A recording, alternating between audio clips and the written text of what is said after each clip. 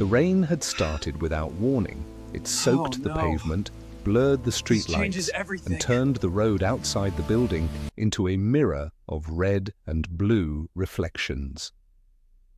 Sirens echoed somewhere close, not screaming, just steady enough to make people stop and look.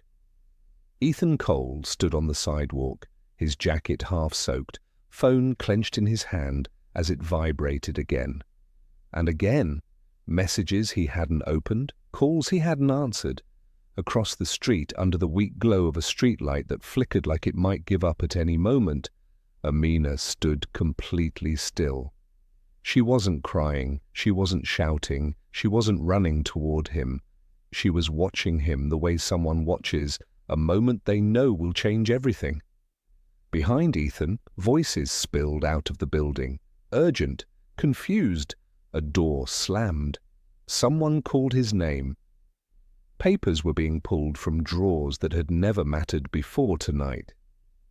Ethan took a step toward Amina, then stopped. Because in that moment he understood something clearly for the first time.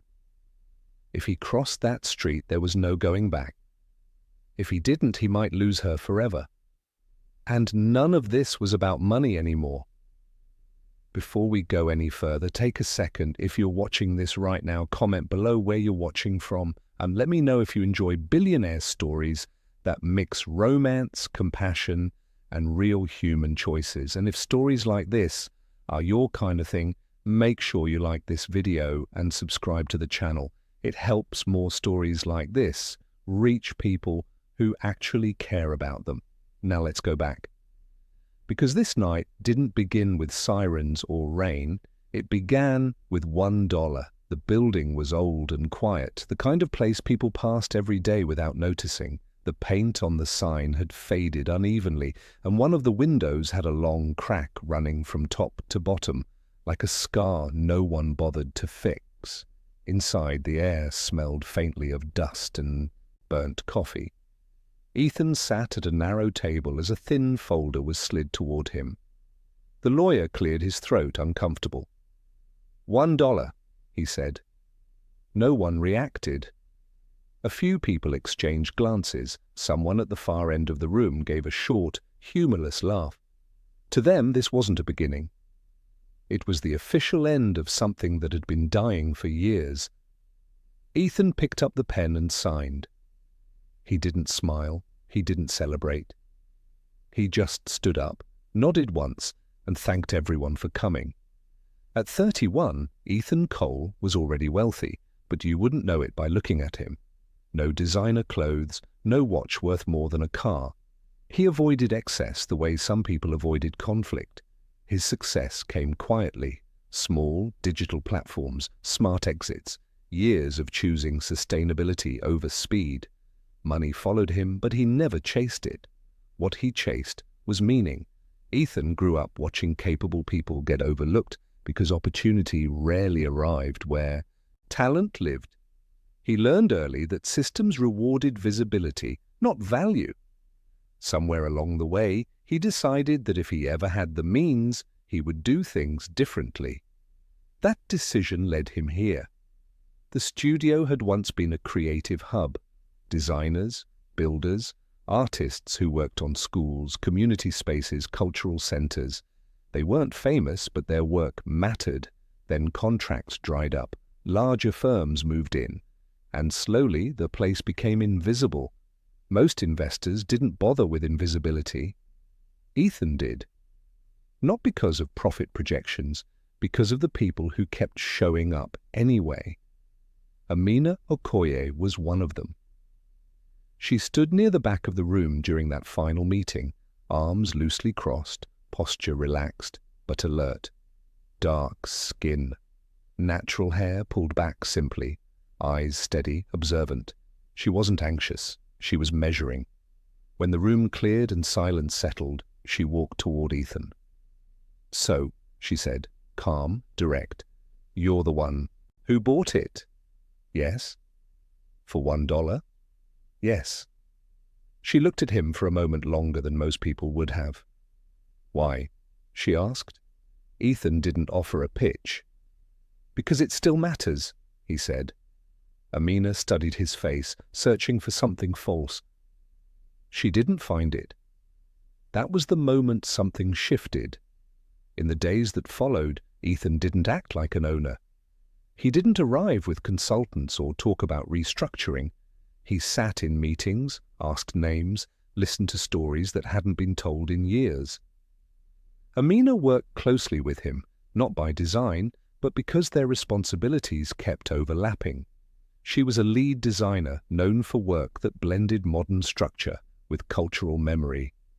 Her designs felt lived in, honest. Evenings stretched long. They talked about projects, then drifted into conversations about life. Where they came from, what they missed, what they were afraid of losing. Ethan learned that Amina sent money home when she could, quietly. That she stayed because she believed in building things that lasted. Amina learned that Ethan didn't believe wealth meant distance, that he valued restraint, that he carried responsibility heavier than he admitted. Neither of them rushed anything. Connection grew slowly, the way real things do. The studio struggled, bills piled up, clients hesitated. There were nights Ethan lay awake, wondering if belief alone could keep the doors open. But every morning he showed up. So did Amina. So did the team. Laughter returned first, then purpose. Neither of them knew it yet, but that $1 decision had already changed everything, because this wasn't just the story of a billionaire building something from nothing. It was the beginning of a story about choosing people, choosing love, and discovering that the most valuable things are rarely the ones with price tags. And the night with the sirens was still waiting. The first warning sign came quietly. It wasn't a dramatic confrontation or a sudden loss. It was an email that arrived late one evening, polite in tone, firm in meaning. A long-time client was pulling out, not because the work wasn't good, but because they needed something more scalable. Ethan stared at the screen longer than he should have. He didn't blame them. He understood how the world worked. Big companies wanted safe choices, familiar names, predictable results. And this studio, no matter how talented the people were, didn't look safe yet. When he looked up, Amina was still at her desk, focused, sketching with quiet intensity. "You're still here," he said. She didn't look up. "So are you." That became the rhythm. Days filled with work. Nights filled with uncertainty. And somewhere in between, something unspoken continued to grow. Money became the constant pressure. Suppliers wanted payment up front. Rent loomed. Equipment needed repairs. Ethan began covering costs personally, quietly, without announcing it. He didn't want the team to feel like charity cases. Pride mattered. Amina noticed anyway. "You don't talk about it," she said one night as they locked up. "Talk about what?" "The fact that you're carrying more than you planned." Ethan paused. "Someone has to." She looked at him then, really looked. "Just don't forget you don't have to do everything alone." That sentence stayed with him longer than he expected. As weeks passed, the studio began producing some of its best work in years. Designs that felt alive, projects rooted in culture and community. Small wins started stacking up.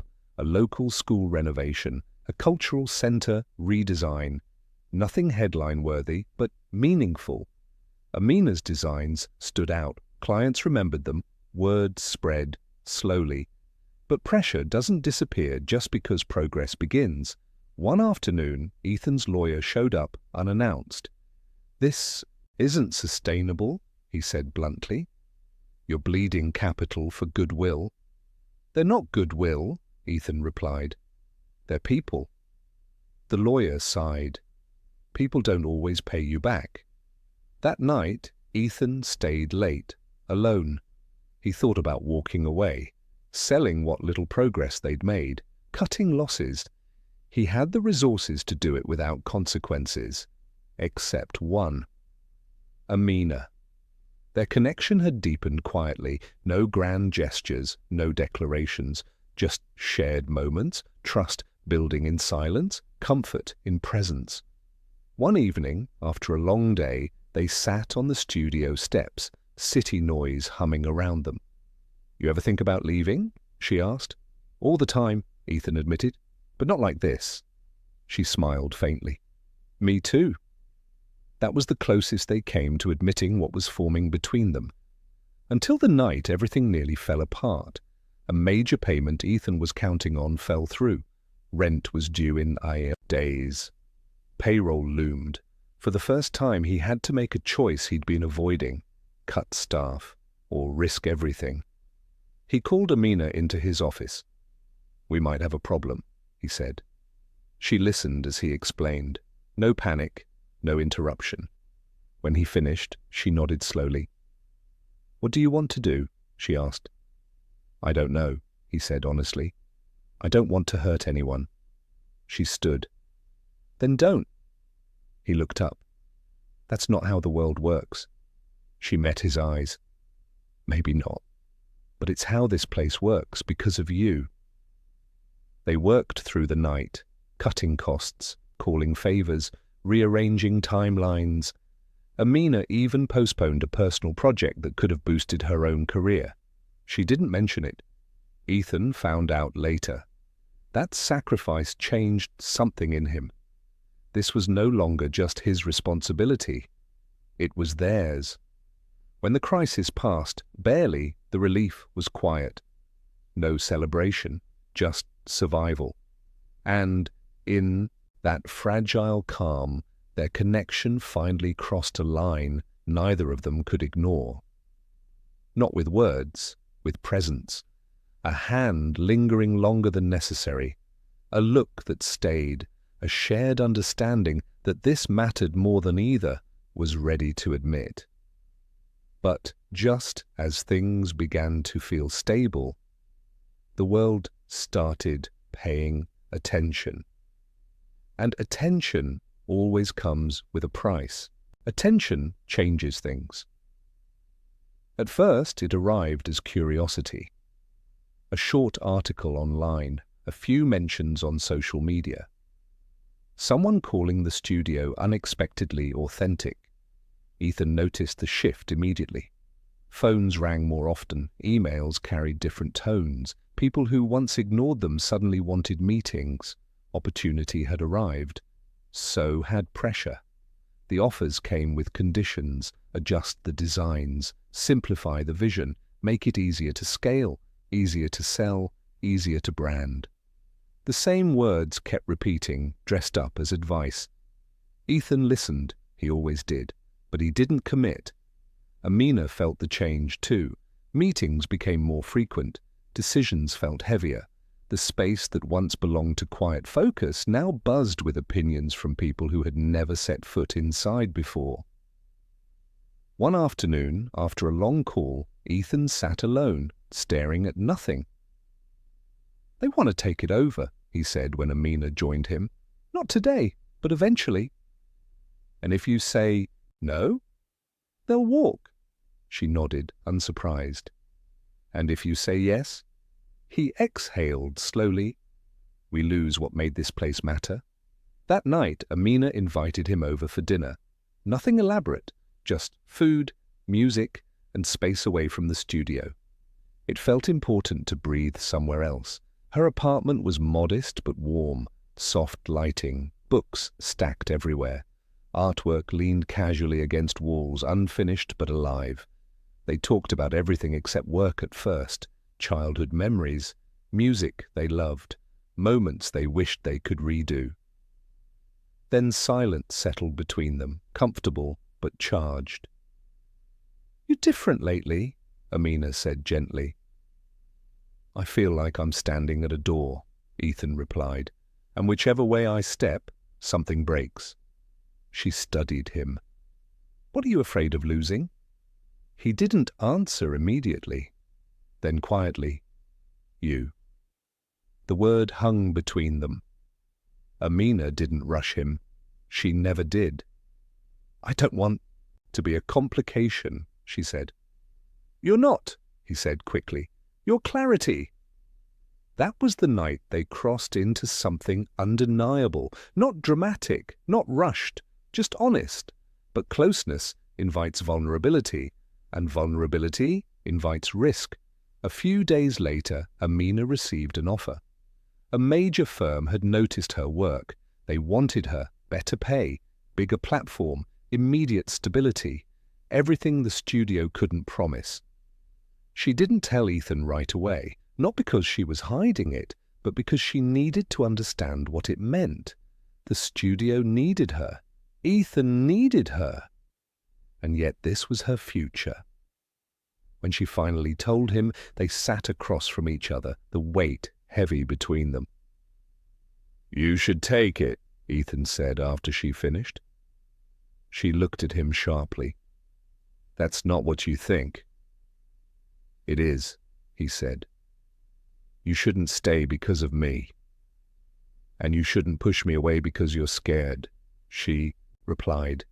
The words landed harder than either expected. For the first time, tension slipped into their space. They didn't argue, they didn't shout, they simply pulled back. Days passed, work continued, progress stalled emotionally. The studio kept moving, but something vital felt distant. Ethan immersed himself in negotiations. Amina focused on projects, precise but quieter than before. Then came the blow. An investor withdrew, not dramatically, just decisively. The deal they were counting on vanished overnight. Ethan didn't sleep that night. He ran numbers again and again, hoping something would change. It didn't. By morning, the truth was clear. He couldn't protect everything anymore. He called a meeting. People listened in silence as he explained the situation. No panic, no sugarcoating. Some understood, some looked betrayed, some simply looked tired. Amina watched him from across the room, heart heavy. Afterward, she approached him. "You don't have to carry this alone," she said. "I already am," he replied, not unkindly, just exhausted. That was when she made her decision. The next day, Amina declined the offer. She didn't announce it. She didn't expect gratitude. She simply stayed. When Ethan found out, he confronted her. "You shouldn't have done that," he said. "I chose," she replied. "Just like you did when you bought this place." That broke something open in him. For the first time, he allowed himself to lean into what they were building together, not just professionally, but personally. But life rarely rewards clarity immediately. The pressure intensified. External voices grew louder, the stakes climbed higher. And as Ethan and Amina grew closer, the cost of failure grew heavier. Because now, losing the studio wouldn't just mean losing a dream, it would mean losing each other. And the night with the sirens was drawing closer. Success doesn't announce itself gently. It arrives with noise, with attention, with people who suddenly remember your name. The studio's work began appearing everywhere. Magazines, online features, design blogs that once ignored them. Requests came from cities Ethan had never visited. Invitations followed, interviews, panels, praise, and with it came expectation. People wanted to know the story, the $1 purchase, the unlikely revival. The young founder who chose people over profit. The narrative traveled faster than the truth ever could. Ethan felt the shift immediately. Every meeting carried weight now, every decision seemed permanent. The freedom that once defined the studio slowly tightened into responsibility. Amina noticed it too. "You're disappearing," she said one night as they walked home, city lights stretching endlessly ahead of them. "I'm trying to hold everything together," he replied. She stopped walking. "At what cost?" He didn't answer. Pressure came from every direction. Partners wanted exclusivity, investors wanted influence. Advisors warned him that sentiment wouldn't protect what he'd built. "You can't stay small forever," they told him. "Growth requires sacrifice." Ethan understood the language. He just didn't like what it demanded. Amina's work became central to the studio's identity. Her designs were praised for their depth, their honesty. She was asked to speak, to represent the vision. Sometimes she wondered whether the spotlight was lifting her or slowly pulling her away. Their relationship changed under the weight, not dramatically, subtly. Less time, more tension, conversations cut short by exhaustion. Small misunderstandings left unresolved because there was always something more urgent waiting. One evening, after a long day of negotiations, Ethan came home late. Amina was still awake, sitting quietly, lights dim. "You missed dinner," she said. "I lost track of time." She nodded. "You always do now." The distance wasn't loud, it was quiet. That made it worse. Then came the offer. A global firm proposed a partnership that would secure the studio's future permanently. Funding, infrastructure. Reach beyond anything Ethan had imagined. The cost was influence, direction, control. He knew what they wanted before they said it. Amina, they wanted her vision packaged, her designs simplified, her story reshaped. "She's part of the brand," they said carefully. But brands need consistency. Ethan felt something harden inside him. That night, he didn't tell Amina everything. Not yet. He needed time to think, but time doesn't stop tension. Amina sensed the shift. Meetings she wasn't invited to, decisions discussed without her. It reminded her of why she'd left larger firms in the first place. "You're shutting me out," she said finally. "I'm protecting you," Ethan replied. "That's not your choice to make." The words landed heavy. For the first time, anger surfaced between them. "I built this to be different," he said, "and now it's trying to become the same." "And I built my life to matter," she said, "not to be hidden when things get hard." Silence followed. Not the comfortable kind. Days passed. They moved around each other carefully, professional, distant. Then the crisis hit. A regulatory issue surfaced unexpectedly. Contracts were frozen, accounts flagged, nothing illegal, just enough confusion to cause panic. Phones rang non-stop, advisors urged caution, staff whispered, and then late one evening the authorities arrived, not aggressively, just officially. That was the night of the sirens. Ethan stood outside in the rain, heart pounding, watching the building he'd fought for become a spectacle. Papers carried out, questions unanswered, controls slipping. Across the street, Amina stood watching him. He looked at her, wanting to cross the distance, to explain everything he hadn't said. But fear rooted him in place, because if he moved, he would have to choose. And he wasn't sure he was ready to admit what mattered more. The rain fell harder, the sirens faded, and nothing felt certain anymore. The silence that followed the sirens was heavier than the noise itself. By morning, the rain had stopped, but the city looked different to Ethan. Quieter, sharper. Every step felt deliberate, every decision irreversible. The investigation moved slowly, methodically. Accounts remained frozen, partners distanced themselves, headlines speculated without facts. Ethan didn't fight the narrative, he focused on the truth. Days turned into weeks. The studio doors stayed closed, not by force, but by uncertainty. Employees waited, lives paused, futures hung in place. Amina didn't disappear. She showed up every day, even when there was nothing to do but wait. She answered calls, reassured people, held space when Ethan struggled to find words. One evening, after another long day of meetings that led nowhere, Ethan finally spoke. "I should have told you everything," he said quietly. Amina didn't respond immediately. Then she nodded. "Yes, you should have." They sat in silence, the weight of missed conversation settling between them. "I thought protecting you meant carrying it alone," he continued. "I was wrong." She looked at him then. "Love isn't protection. It's partnership." That was the first time he allowed himself to say it. "I love you." The words felt fragile, honest, long overdue. Amina didn't rush her response. "I never needed you to save me," she said. "I needed you to stand with me." He reached for her hand, and this time she didn't pull away.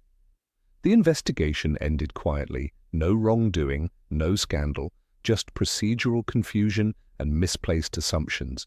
Accounts were restored, contracts resumed. Apologies came from places that once demanded control.